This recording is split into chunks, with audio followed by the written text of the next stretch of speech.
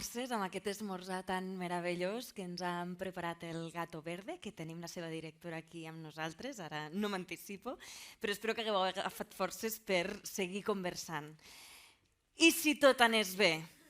Què passaria si tot anés bé? Aquest és el nom de la taula rodona que estem a punt d'iniciar, on tindrem empreses compromeses amb la salut mental. I sense més dilacions ja dono pas a la Sònia Yanguas, a l'Àgueda Ancochea i al Miguel Ángel Ruiz Díaz.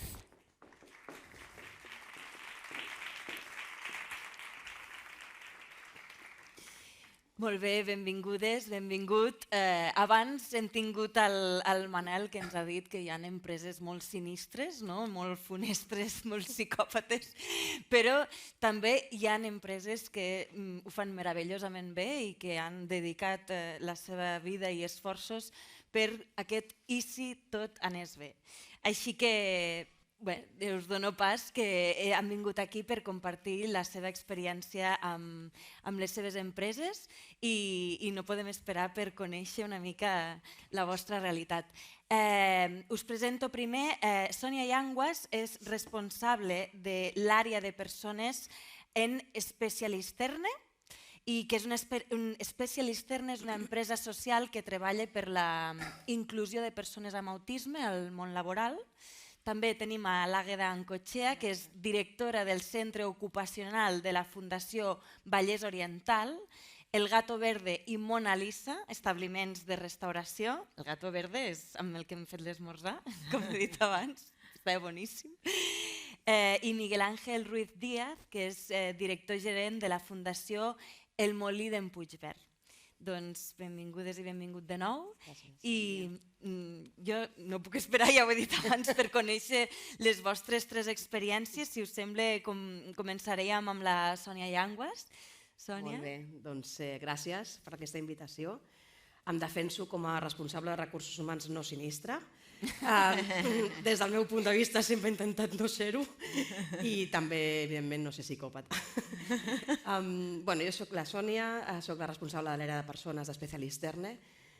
Specialisterne és una empresa que neix ara farà 20 anys a Dinamarca, per això té aquest nom tan poc marketingià, Specialisterne, que vol dir els especialistes en danès.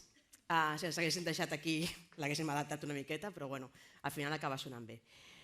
Des de fa més de 10 anys estem aquí, a Barcelona, a Sant Cugat en aquest cas, i des de Sant Cugat hem obert oficines a Milán, São Paulo, Rio de Janeiro, Mèxic, amb cert èxit.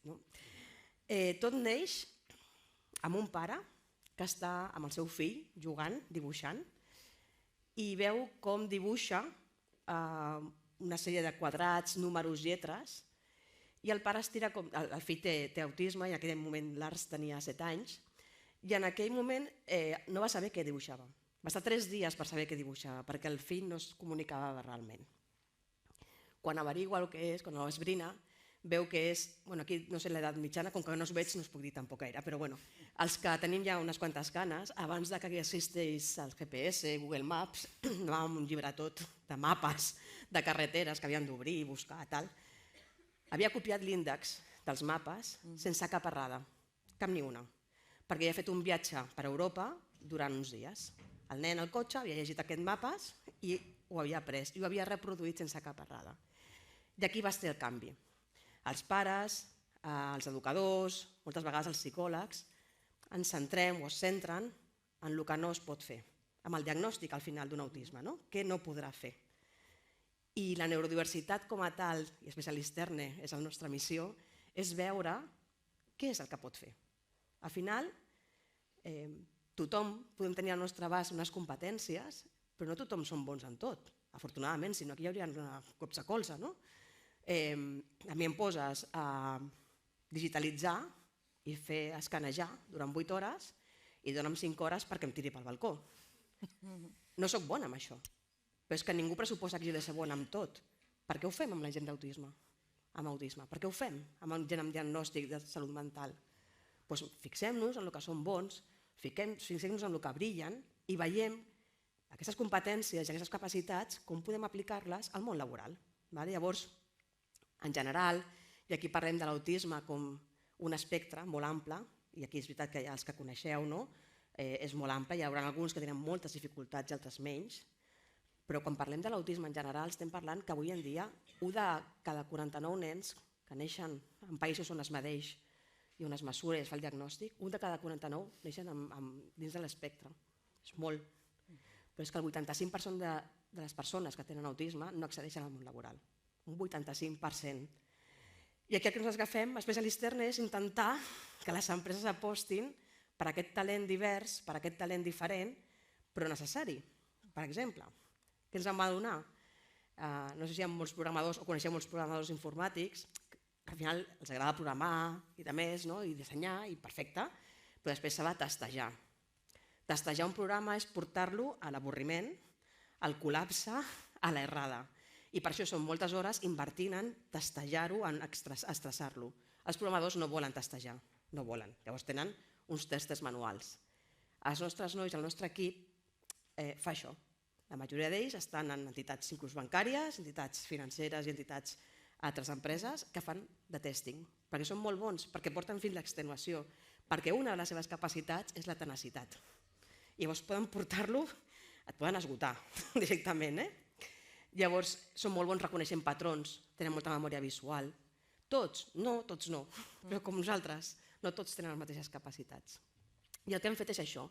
Agafem persones que ens venen a través d'associacions i de, sobretot associacions d'Asperger, autisme, que els han acompanyat durant la seva escolaritat fins que tenen 18 anys i quan arriben al món laboral s'estampen. Però com qualsevol altra persona també. Quan arribem als 18 anys ja se'm comença a oblidar, però quan jo vaig arribar als 18 anys i havia de començar a estudiar o quan als 20 i escaig havia de començar a treballar, aquest pànic que tens, imagineu-vos una persona que a més té certes dificultats d'interacció social, de comunicació. Llavors el que fem és, els agafem, fem formació tècnica perquè siguin testers o que siguin BPOs o el que necessitem i una formació sociolaboral que els ajuda a gestionar aquest estrès que a vegades per ells és entrar en una posició laboral. Quan els tenim formats i els tenim acompanyats des d'un inici amb psicòlegs, la nostra plantilla està formada pràcticament per psicòlegs, tenim molts, que ja ens deien, no? Falten psicòlegs a les empreses, els tenim tots nosaltres. Llavors, quan comencen i han de començar la seva andadura treballant amb altres empreses, el que fem és un acompanyament. I aquí és el que dèiem abans també, aquella formació en salut mental que tothom necessitaria, doncs a les empreses els expliquem què és la neurodiversitat, què és ser diferent, què pot passar, què poden veure que són brillants.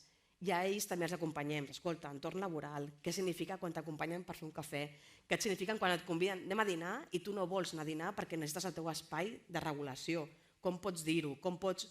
I aquest encaix, més enllà de les competències, que és vital, o sigui, puesto de treball i competències, que és el nostre match, diguéssim, com dèiem abans, el Tinder, doncs el nostre match és aquest. Aquest psicòleg acompanyarà a la persona que s'incorpora, però acompanyarà sobretot a l'empresa. Llavors el mànager sempre té algú al que acudir quan vegi alguna cosa no funciona bé.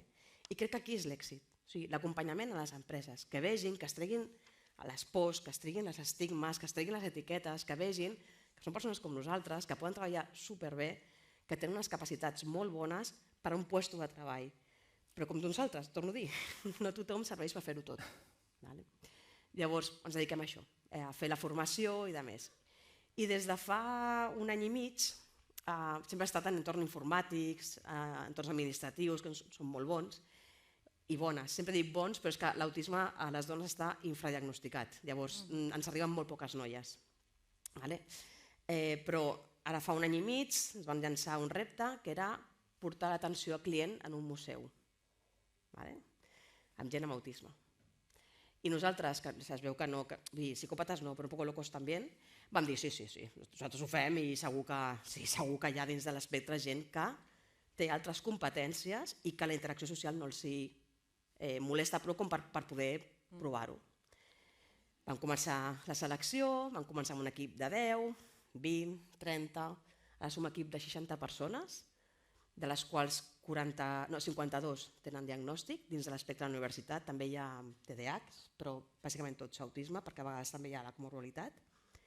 I estem atenent a públic, a les botigues i al punt de fotos de Casa Batlló. Una casa que obre als 365 dies, que té molts turistes, que és una de les visites més obligades a Barcelona, i la gent que t'atén, que et dona l'audioguia, que et valida l'entrada i de més, és gent nostra. I aquí sí que hem trencat amb els estigmes, hem tret etiquetes, evidentment amb molt suport també per part nostra, tenim un equip que està treballant allà amb ells, tenim psicòlegs que estan fent recolzament i tenim també crisi d'ansietat, però com qualsevol, jo a vegades, quan hi ha molta gent, baixo a fer-los un cop de mà i, ostres, tu, o sigui, els turistes els mataria a vegades, sense ser molt psicòpata, però al final quan reculls 100 auriculars seguits és com, deixeu de baixar ja, o sigui, no vingueu més, aneu a la Sagrada Família si podeu una miqueta, no? Deixeu-nos en pau, no? Vull dir que aquest estrès és normal que el tinguin també, no? Però tenim un equip que està treballant en això. I crec que aquest projecte ha sigut com la punta de llança de dir, i per què no? Per què no altres sectors? Simplement és buscar competències, llocs de treball i empreses que s'animin a fer-ho. I nosaltres intentem ajudar-lo. Moltes gràcies, Sònia. Increïble, genial. Doncs seguim compartint amb la Àgueda Encochea, quan vulguis. Què faig amb això? L'ara està? No està? A veure... Sí, ara. Vale. Mira, ara. Vale. Bueno, supermaca l'experiència que ha compartit la Sònia, quin projecte més maco. I el per què no, no? Per què no? Pues nosaltres també, ara us explicaré, però nosaltres també ja des del món de la restauració, però també moltes vegades hem partit d'aquest i per què no. I t'acabes adonant que moltes vegades són pors i inseguretats, però que quan t'hi poses la gent respon. I a part de competències, d'adaptar puestos, de fer molt de seguiment amb l'empresa, de visibilitzar, doncs per què no? Jo soc l'Àgueda, vinc de la Fundació Vallès Oriental, som una entitat social sense ànim de lucre i atenem a gent amb discapacitat i diagnòstic de salut mental. Molt important per nosaltres és el fet que treballem, atenem a les persones, les acompanyem, però atenent tota la qualitat de vida de la persona, és una atenció integral i ens centrem en totes les dimensions de qualitat de vida. Pensem que és important, que al llarg de les diferents ponències que hem anat escoltant s'ha anat parlant no només de la part del benestar emocional, sinó també d'altres dimensions, el benestar físic, el benestar material, totes les dimensions. Tenim diferents serveis, tenim serveis diürns i serveis nocturns. Moltes de les places que tenim en llars, residències, són gent que després també venen durant el dia amb nosaltres. Vull dir que oferim una atenció al llarg del dia i després dormen amb nosaltres. També en total són gairebé 500 persones al dia que estem atenent. En els CIOAs, servei integral d'orientació i acompanyament a la integració a l'empresa ordinària, el que fem és, actualment estem atenent a unes 40 persones. Quan diem que és una atenció integral, té molt a veure amb això que us deia, que ens centrem en totes les dimensions de qualitat de vida, no és simplement acompanyar amb la inserció. La nostra finalitat, clar que és la contractació, però va més enllà, que la persona pugui sentir-se satisfeta, pugui estar orgullosa, se senti a gust. Llavors treballem el benestar emocional, fem seguiment de l'estat d'ànim, coordinacions, treballem en xarxa, el benestar físic, amb salut pública, vull dir, fem un acompanyament molt global. Treballem molt també amb tot el que és l'autonomia, volem que sigui la persona la que sigui la protagonista. Nosaltres no parlem de què ajudem, parlem de què acompanyem. Per nosaltres no són pacients en el sentit que volem que siguin actius. I molt de l'acompanyament és construir conjuntament, hem de conèixer quines són les metes, quines són les expectatives. Ahir parlaven, d'un ponent parlava dels somnis. Hem de poder tenir somnis i tothom ha de poder tenir somnis. També mirem l'acompanyament en el desenvolupament personal. L'orientació que fem és a través d'entrevistes personalitzades i molt de seguiment per conèixer això que us deia, expectatives, necessitats, metes vitals, i conjuntament anem definint quins plans formatius necessitarem per assolir o per arribar allà on la persona vulgui arribar. I l'acompanyament el fem o bé en pràctiques internes en els serveis que tenim a la Fundació, que aquí és on entraria Mona Lisa, entra també el Gato Verde, ara els veurem, entra el Gat a l'aigua, entren diferents serveis que tenim, i també en pràctiques externes en l'empresa ordinària. La formació, el que volem, també una mica el que deia la Sònia, és habilitar la persona amb competències tècniques, però no només tècniques, també bàsiques, transversals, laborals, no només adaptades a aquell lloc de feina, sinó també molt de comunicació, de treball en equip, de gestió de l'estrès, i més amb la restauració, que és el que jo compartiré ara amb vosaltres. A la restauració hi ha una part molt d'atenció al client, i a l'atenció a tot tipus de client, el client que és agradable, el client que ve amb temps, el client que entén el projecte social, però també el client que no l'entén, el client que et demana el seu cafè i el vol ràpid, corrents i ja, que si arriba una mica o no és del seu gust o no té un dia content, doncs ho fas saber. Llavors hem d'acompanyar molt també amb la gent a la gestió de la frustració, que ells diguin no m'agrada, que els tractin a vegades no del tot bé, doncs aquest acompanyament també és necessari.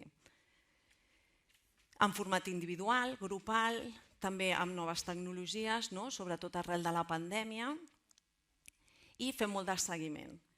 Nosaltres li donem molt de pes al seguiment. Un cop es dona el seguiment i l'acompanyament, un cop es dona la contractació, la nostra feina no pot acabar aquí, perquè la persona segueix el seu projecte vital laboral.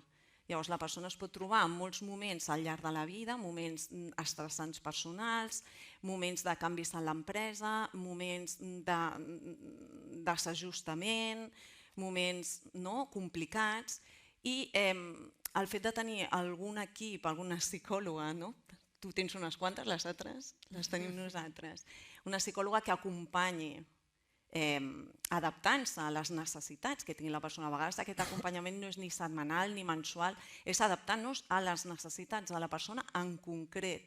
Llavors, fent aquest acompanyament, la persona pot ser que necessiti, al llarg del seu cicle laboral, pugui tenir aquestes necessitats de suport.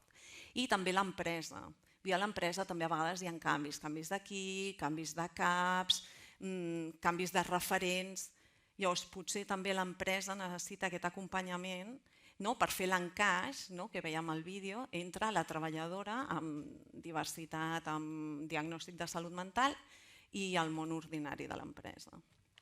A dia d'avui estem fent formació per 46 persones. En pràctiques internes, en els serveis de restauració que tenim, hi ha 55 persones, pràctiques a d'altres empreses ordinàries 5 persones i hi ha 40 persones contractades. 20 persones contractades noves i 20 amb oportunitats de millora laboral. Clar, un cop també la persona accedeix al lloc de feina, aquesta persona pot canviar les seves metes al llarg del procés, pot canviar els seus projectes futurs, pot tenir altres necessitats. Potser vol promocionar, potser vol canviar d'on estava, vol canviar de lloc, o potser la seva vida de sobte necessita reduccions de jornada o de sobte decideix, necessita conciliació familiar.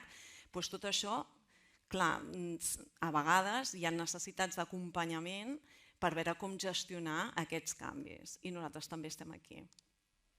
Dels resultats del 2021, 46 persones ateses, en seguiment laboral 20 i en formació laboral 26. D'aquestes van aconseguir 14 contractacions a l'empresa ordinària, 5 amb CET i 7 amb convenis de pràctiques laborals.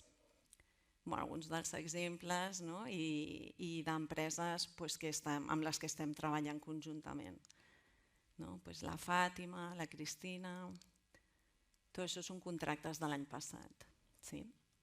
En quant a la formació d'hostaleria, és una formació específica, evidentment, de l'àmbit i la pràctica és la que us comentava que fèiem a Gato Verde, el Gat a l'Aigua, el Mona Lisa i amb el servei de càtering que avui hem pogut gaudir aquí.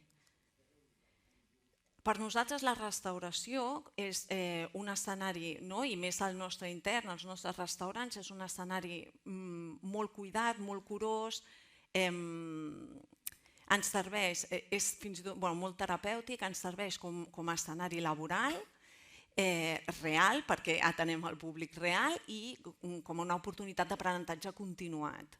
I li permet a la persona posar en pràctica tots aquests coneixements que ha anat aprenent durant la formació i fer els reajustos que calguin. Són espais inclusius on promovem valors d'igualtat, respecte, la integració laboral, la inclusió social i comunitària. Per nosaltres, el que us deia, són clarament terapèutics i empoderadors i són una oportunitat per trencar estereotips. Vull dir, quan la gent entra als nostres restaurants veu que és diferent, que és divers, que hi ha moltes modalitats, ni millors ni pitjors, diferents, entenent també la discapacitat com diversitat funcional, doncs els nostres espais són diversos. Aquí està la Mona Lisa, està al centre de Granollers, oferim servei de cafeteria i de menjador, de restaurant. El Gato Verde, que potser, el Gato Verde és com més conegut, està a l'Auditori de Granollers i també, molt bé, molt maco, molt cuidat.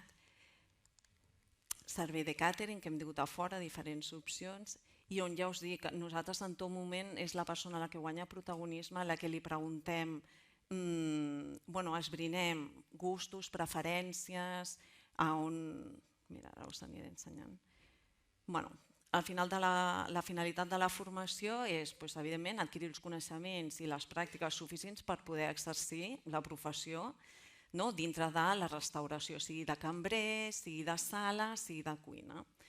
Treballem competències bàsiques, transversals i tècniques. Competències bàsiques d'accés al mercat des del primer moment, com em faig el currículum, com em faig una carta de presentació, on l'he de portar, si és online, si és en mà, practiquem i treballem aquestes competències instrumentals molt bàsiques, de lectoescriptura, de càlcul, informàtica bàsica, i d'instrumentals més específiques. Si a aquell lloc de feina fan servir algun programa informàtic en concret, si fa falta carnet de conduir, carnet d'altre tipus de maquinària. També treballem les capacitats transversals que ja han anat sortint al llarg de les ponències, competències d'identificació de qui soc jo, quins són els meus punts forts, quins són els meus punts menys forts, que hauria de treballar-me, si al lloc on vull accedir, quines necessitats em demandaran, on puc formar-me. Competències claríssimament de relació, com es treballa en equip, com puc ser assertiva, com tenir una escolta més activa, com comunicar-me amb el client, amb els meus companys. I competències d'afrontament, clarament. Què passa quan hi ha una situació d'estrès a la restauració? Hi ha moments de molt d'estrès. No sé si alguna de vosaltres té experiència, però hi ha moments que són molt estressants, on les coses no surten, on pots entrar, tu que deies que tenies experiència, jo també he estat en el món de la restauració i realment hi ha moments de molt d'estrès, el maneig d'aquest estrès, quan he de dir les coses que m'agraden, que no m'agraden, la gestió del temps, com prenc iniciativa, si em costa dir el que penso, el que sento. Són tot això competències a treballar al llarg de la formació i després a posar en pràctica en els restaurants. I les competències tècniques, característiques de cada lloc de feina, com funciona el rentaplats, com funciona la màquina de cafè, com funciona el forn, com es fan els croissants, com es prepara una amanida, com es fan les salses, quan m'arriben els aliments, com els envaso, com és la distribució, com s'emplaten. Nosaltres definim competències per 3 zones diferents. Tenim la sala, la barra i la cuina.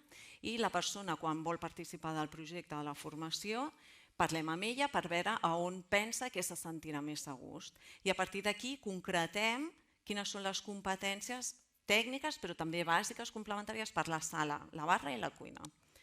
Entre d'altres, el que comentàvem, identificar les primeres matèries, veient quines són les propietats, com s'han de conservar, com les hem d'emmagatzemar, quines són les maquinàries que tenim, els estris, les diferències entre uns i d'altres, com es fan servir correctament. Aquí faig un incís, també el que comentava la Sònia, ens estem trobant cada cop més amb gent diagnosticada amb TEA, que ens estan arribant a la Fundació, cada cop més. No sé què està passant, si és que s'està començant a diagnosticar bé o hi ha més accessibilitat, però cada cop arriben més. Ens estem adonant que hi ha llocs de feina o tasques concretes que les persones amb TEA estan donant molt bon resultat i se senten molt satisfetes. És a dir, que ho estan fent molt bé i que el grau de satisfacció, autoestima, autoconcepte és molt bo. Per tant, animar a la gent que us pugueu plantejar l'opció d'obrir la restauració amb gent amb diagnòstic de salut mental, perquè realment és adaptar el lloc de feina a les necessitats i característiques de les persones. Tothom sumem. La història està en que aquell lloc de feina també s'adapti a on tu sumes. Per nosaltres tot el que és el rentaplats és una zona molt petiteta, molt controlada, amb estimulació molt controlada, amb baix interacció social i persones amb TEA es disputen. Tothom, aquest tipus de persones amb aquest diagnòstic es barallen per la zona de rentaplats. És anar descobrint, per nosaltres està sent això, anar descobrint mica en mica i adonant-nos de que i per què no? I per què no? Mira, ho estan gaudint. Conèixer diferents tècniques, mètodes de conservació, diferents maneres de com manipulem uns aliments, uns altres. Tot això són gent que està en pràctiques internes i podem fer un acompanyament molt més proper.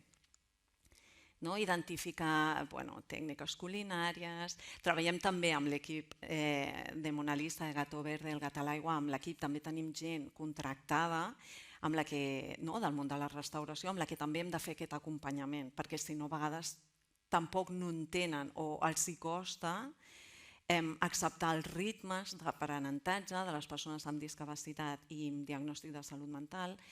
Els hi costa, hi ha dificultats a l'hora d'expressar les coses, s'han d'adaptar, hi han d'haver-hi adaptacions per totes bandes, i nosaltres també fem acompanyament al personal d'allà de Mona Lisa i Gato Verde. Tècniques de servei d'elaboracions, fent calçots, se m'acaba el temps.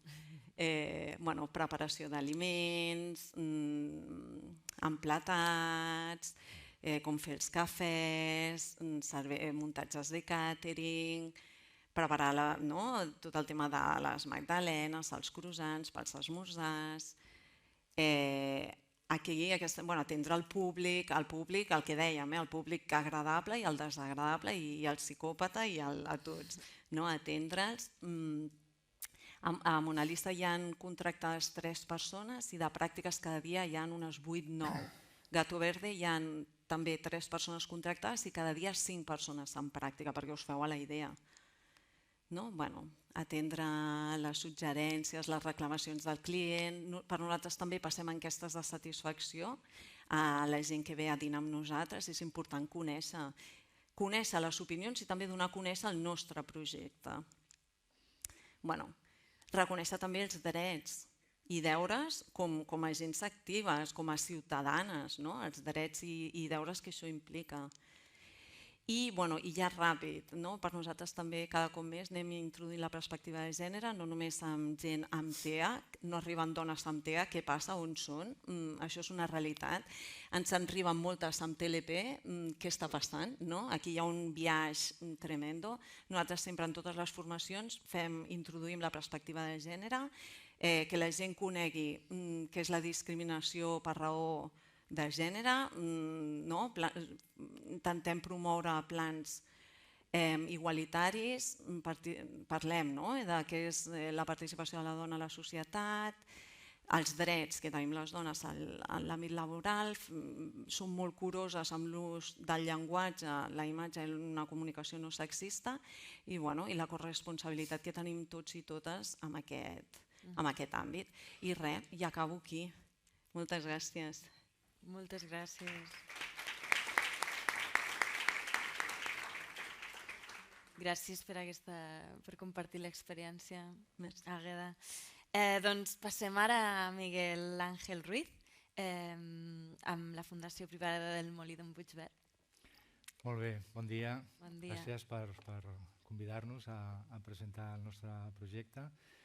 Estava pensant, sentint els vostres projectes, que quasi ens podem plantejar crear un clúster d'atenció al turista, perquè l'atenció als museus i edificis i tal, la restauració, i nosaltres tenim botigues, vull dir que quan us canseu dels turistes no els envieu a la Sagrada Família, els envieu al Gato Verde o a les botigues de Palafolls. I així fem una mica de... Bé, nosaltres, la Fundació Molí d'en Puigverd, és una entitat que es va crear també el 2002, és a dir, que ara fem 20 anys, igual que les OTLs, i treballem en l'àmbit de la salut mental, de la inserció laboral de persones amb malaltia mental. El nostre propòsit és millorar la seva qualitat de vida de les persones a través d'accions, com vosaltres també heu explicat, d'orientació, de formació i d'ocupació real en llocs de treball bastant normalitzats. Vull dir, sempre l'objectiu sempre és la normalització, sempre és que treballin, fins i tot parlem de la integració a l'empresa ordinària, aquest clàssic, i moltes vegades el treball que estan fent a les nostres entitats i serveis ja són prou normalitzats, perquè treballar més normalitzat que treballar en un restaurant o treballar en una botiga o treballar en un entorn amb persones. Per tant, això també és una cosa que potser podem començar a relativitzar, què és normalitzador i on està. Però al final l'objectiu és aquest. Nosaltres, per aconseguir els nostres objectius, tenim diferents serveis. Estem ubicats operem a la comarca de Maresme i Selva Marítima, i la seu la tenim a Palafolls i després tenim un altre centre més petit, al Masnou. Per tant, operem a tota la comarca de Maresme i Selva Marítima. I com deia, els serveis aquest objectiu de normalització, d'inserció laboral, de millora de la qualitat de vida, l'aconseguim a través de diferents dispositius.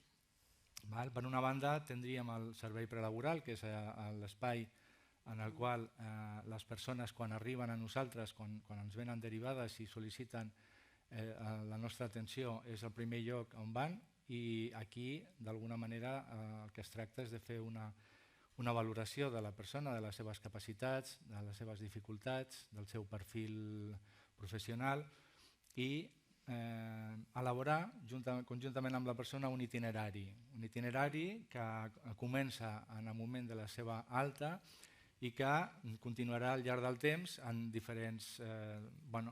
prelaboral, realitzant una sèrie d'activitats formatives sobretot i d'orientació professional, amb la idea d'algun dia poder desenvolupar un treball remunerat en el centre especial de treball, que seria la nostra vessant empresarial. El prelaboral és una vessant més assistencial, on les persones efectivament tenen un contracte amb l'entitat d'assistència, no tenen un contracte laboral, per tant estan aprenent.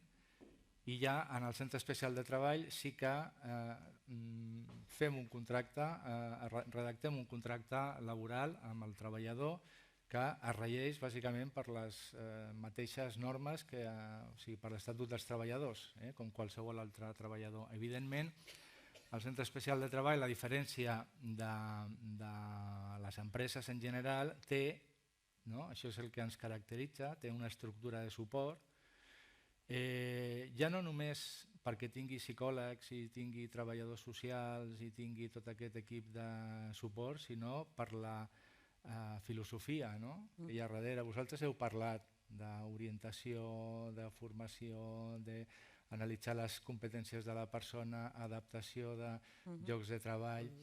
Vull dir, tot això amb les empreses en general és un llenguatge que no s'utilitza, s'utilitzen altres paràmetres. I clar, jo aquí m'agradaria fer un parèntesi en la meva explicació, perquè moltes vegades parlem de persones amb discapacitat, o persones amb disfuncionalitat, o persones amb diversitat. I al final la discapacitat és un desajust no? I tu comentaves abans, Lara, el canvi de paradigma. No? Al final la discapacitat és un desajust entre l'entorn, la demanda de l'entorn i la capacitat de la persona per donar resposta a aquesta demanda. No? Per tant, la discapacitat es produeix en aquesta relació entre les necessitats o les demandes de l'entorn i la persona. Per tant, podem parlar de persones amb discapacitat o podríem parlar d'entorns amb discapacitat. No? Potser són els entorns els que necessiten fer una modificació per adaptar-se a les persones. No? Quan parlem d'ergonomia parlem d'això, parlem de quina manera adaptem les condicions de treball perquè el treball de la persona sigui més saludable i sigui fins i tot més rendible. No? Per tant, al final estem parlant d'una qüestió d'ergonomia, no? D'una qüestió d'adaptació. I sempre parlem d'adaptació de la persona al lloc de treball, doncs parlem d'adaptació. No? I comencem a parlar d'entorns discapacitats. Vull dir, no són les persones, cada persona és un món, tots tenim capacitats i discapacitats i tots tenim... I per tant, jo crec que és una reflexió que faig, però que penso que hauríem de començar a pensar en aquest sentit. No? Parlàvem del Centre Especial de Treball, no? que és aquest espai on es proporciona a la persona totes aquestes adaptacions, cobrir les seves necessitats, que necessita atenció, per suposat, de professionals, de monitors, de psicòlegs, del que sigui. No? També treballem la inserció a l'empresa ordinària. Vull dir que a més de les persones que estan treballant, que actualment tenim 150 persones contractades en el Centre Especial de Treball, a través de diferents dispositius també treballem als CIOAs, estem vinculats amb la xarxa Incorpora. A través de totes aquestes eines també intentem la incorporació a l'empresa ordinària. La inserció a l'empresa ordinària, la nostra experiència, almenys, és que és molt difícil, molt poc habitual. És a dir, nosaltres parlem de 150 persones contractades en el Centre Especial de Treball i no podem parlar de 150 persones contractades a l'empresa normalitzada. Vull dir, això aconseguim insercions amb comptagotes. I clar, aquí hi ha una altra reflexió, no? Perquè moltes vegades no només tenim dificultats perquè les empreses vulguin contractar als nostres treballadors o als nostres persones que atenem, sinó que moltes vegades els nostres treballadors que estan en el Centre Especial de Treball no volen anar a treballar a l'empresa normalitzada. Moltes vegades no volen. O sigui, tu els hi parles d'aquesta possibilitat i alguns pensen que te'ls estàs traient de sobre, pensen que és que el vols acomiadar o que passa alguna cosa rara, no entenen. I què és el que no entenen? No entenen moltes vegades què és el que guanyen anant a l'empresa ordinària. Tu els expliques, no, és molt interessant, la normalització, la inserció, estaràs... Però clar, ells ho miren des del seu punt de vista, estan treballant en un entorn protegit, que ja porten un temps, que ja tenen unes relacions, que tenen tota una sèrie de coses, tenen un suport, tenen una seguretat, no? Parlàvem aquest matí la por a perdre la feina, no? Ells en certa manera aquí no tenen aquesta por, venen cada dia, tenen un lloc segur i clar, l'empresa ordinària potser pensen que és una mica més agressiva, no? I ho hem parlat també, no? Hi ha unes condicions més difícils.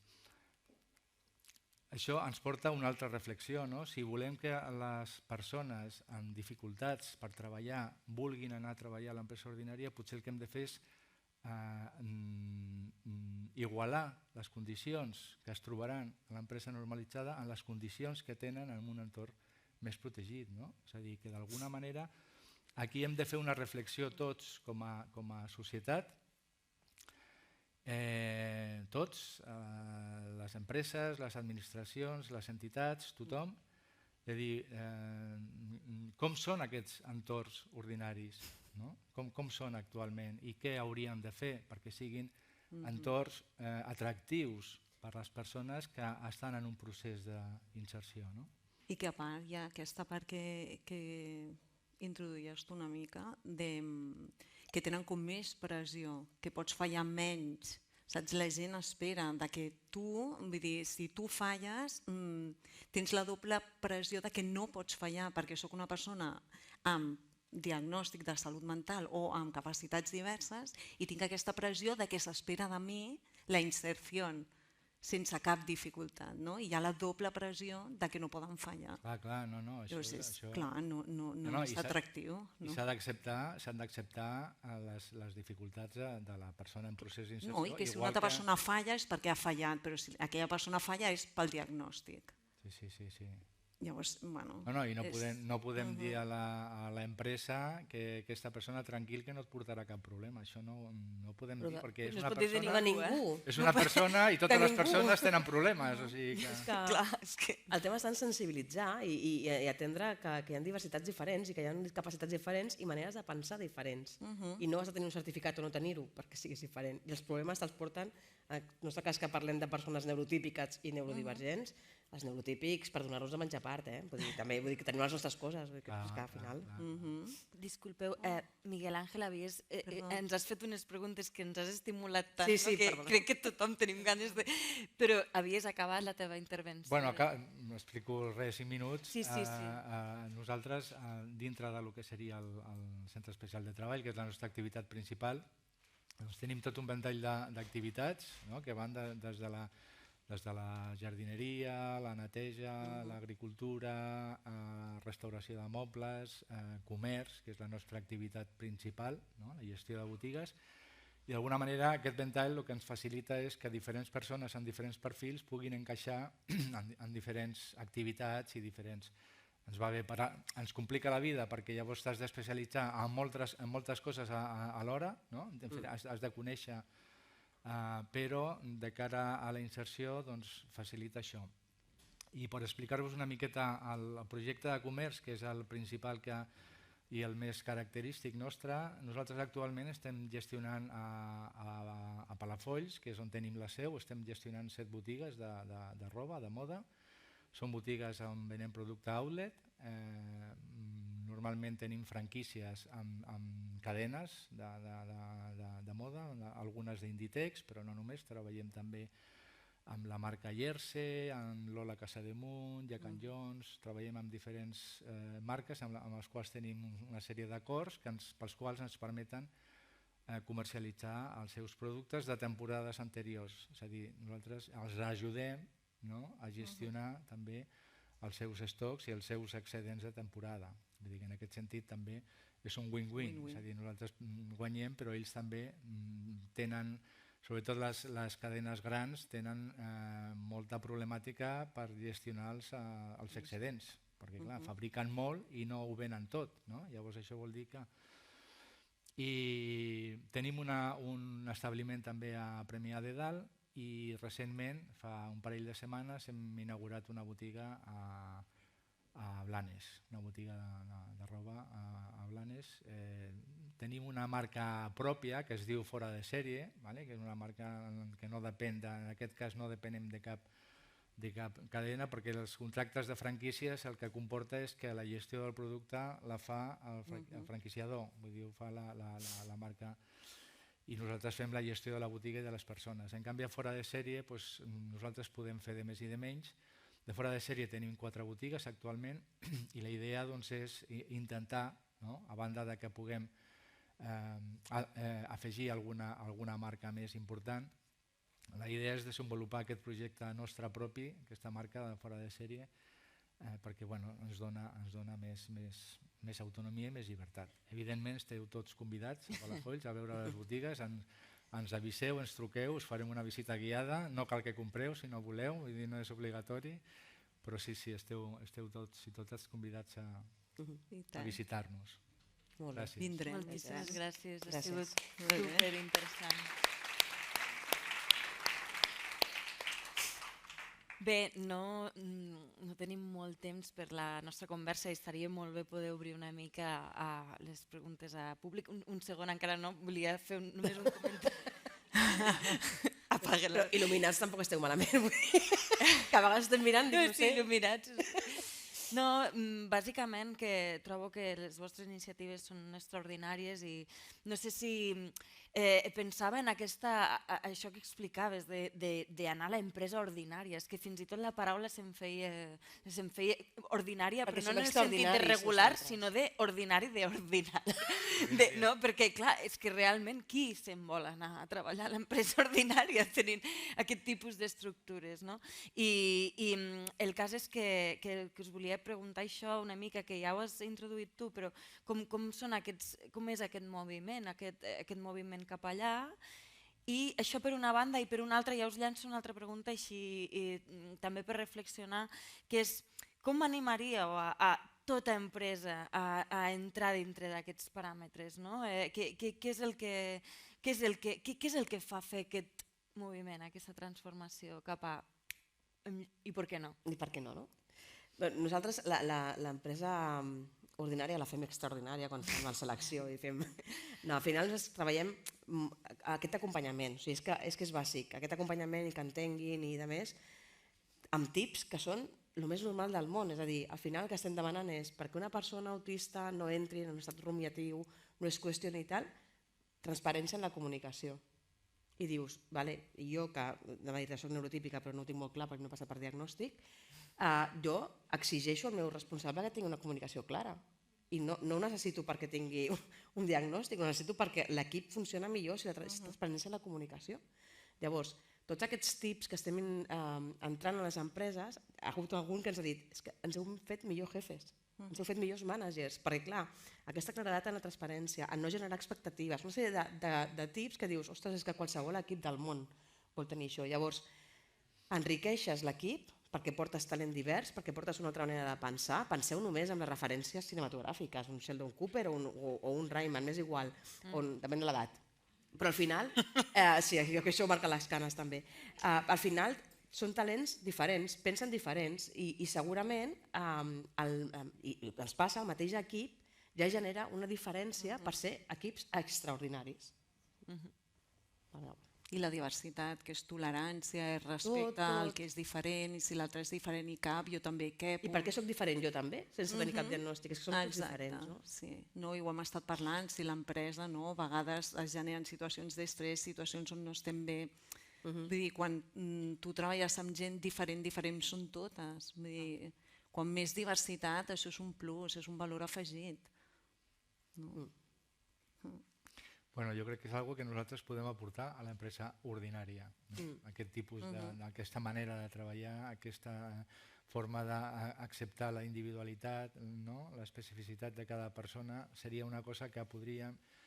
El que passa és que, ja ho hem comentat aquest matí, vull dir, no és habitual en l'empresa normalitzada. Jo crec que això també és un tema educacional, vull dir, jo crec que hem de començar des de zero, des de l'escola, a l'escola hem de començar a treballar la gestió de persones de les empreses, vull dir, això evidentment en allò que l'alumne pugui entendre i pugui aplicar però no canviarem ara això, la gestió de les persones i dels recursos humans a les empreses, per molt que nosaltres ara diguem això i tinguem aquestes... Es poden canviar algunes coses i es van canviant, però el canvi és molt lent. Però com tots els canvis, no? Però al final la nostra missió a la vida, jo com a missió és canviar les empreses, posar, en el meu cas, les ulleres de l'autisme. I jo vinc de recursos humans, de part no psicòpata, recordem, però sí que recordo potser entrevistes on la persona que tenia davant no m'estava mirant als ulls,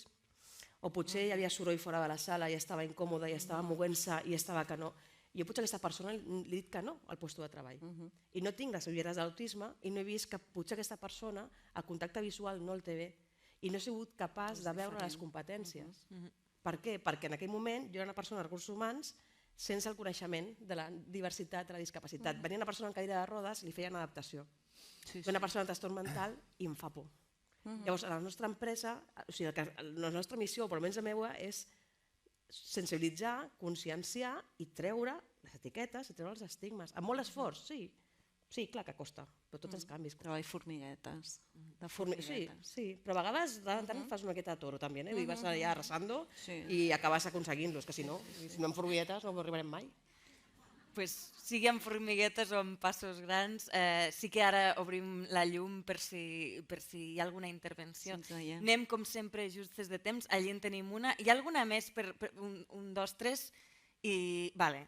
Guardem aquestes tres. Mentre d'això, volia fer pujar un segonet, només si en tenen ganes i els hi ve de gust, a l'Anaïs i al Jordi, que estan aquí, només si els hi ve de gust.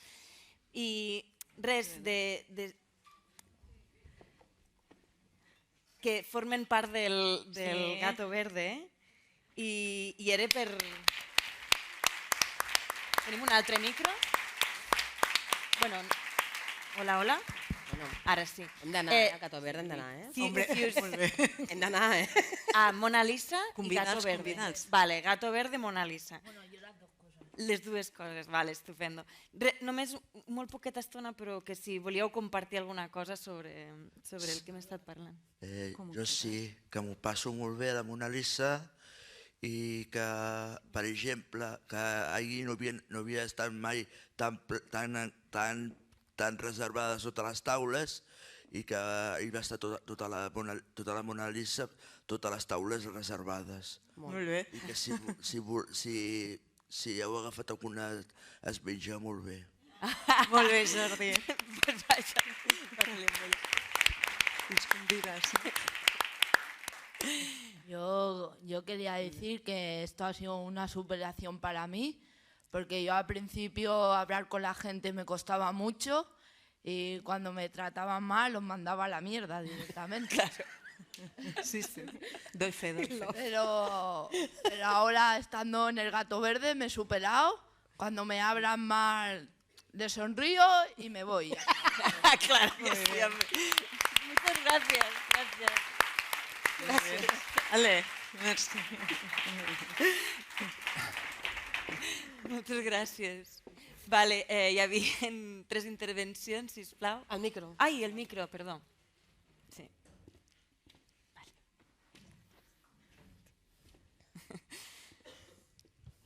Sí. Hola, bon dia. Per al·lusions. En primer lloc, vull que quedi clar, si més no, ho vull deixar clar aquí, que jo no he dit que tothom... No. Que tothom sigui psicòpata, afortunadament. Hi ha bona gent en aquest món i gent que empatitza, que té sensibilitat, i en recursos humans jo, per exemple, en conec molts professionals que tenen aquestes ulleres i comprenen aquesta realitat. I els conec, però també hi ha d'altres. I tant, Això totalment d'acord. No ho hem de negar. Clar, aquesta realitat a mi em sembla fantàstic, la feina que feu, però cal tenir en compte que estem parlant d'una realitat molt determinada, és a dir, vosaltres esteu ajudant a que el col·lectiu pugui trobar una feina. Ara bé, si nosaltres ens anem a serveis com serveis immobiliaris, clar, és que la meva crítica o el meu comentari anava molt adreçat a serveis professionals com advocacia,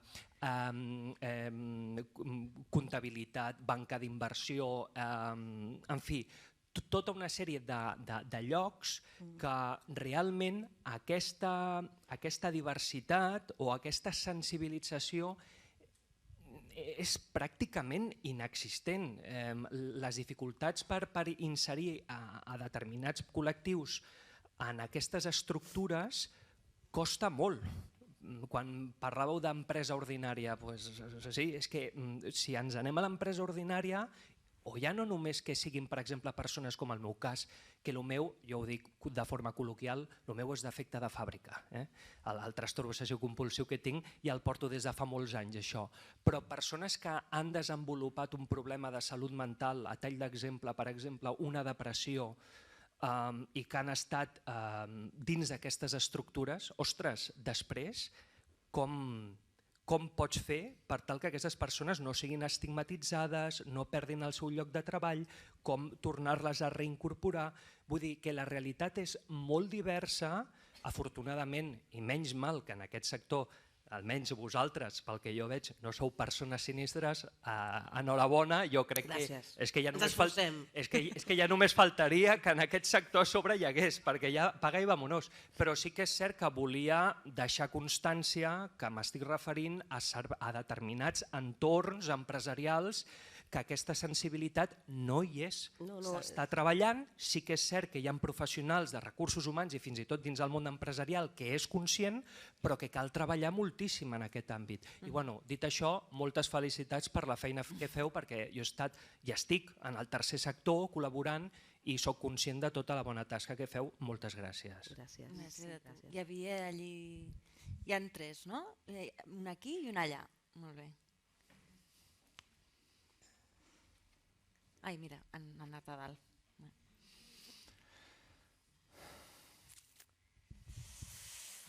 Ara tinc una pregunta. Persones emprenedores de Sant Boi que tinguin aquests interessos, no? Com els vostres, per on han de començar? Com podem crear projectes com els vostres, no? Uau!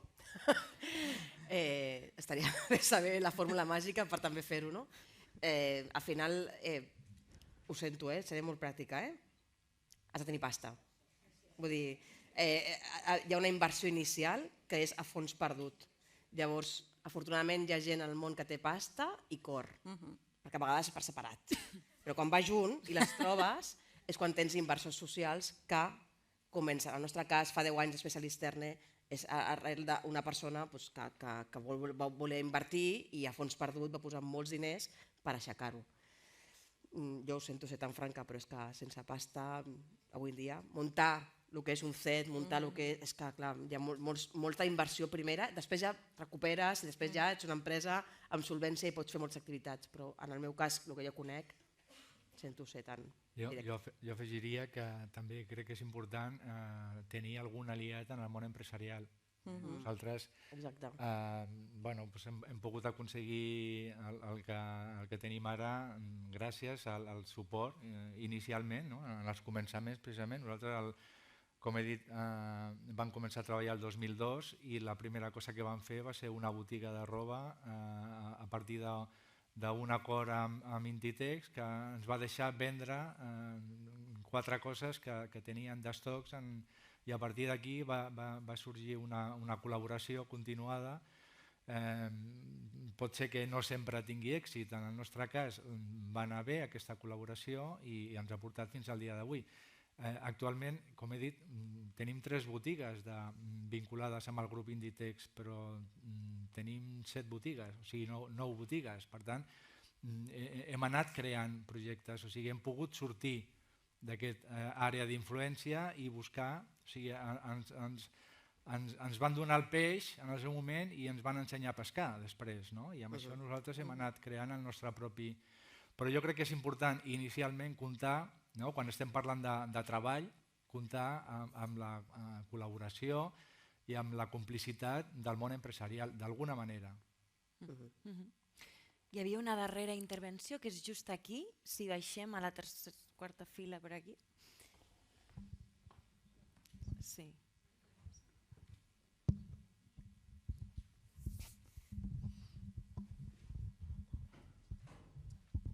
Hola, bona tarda.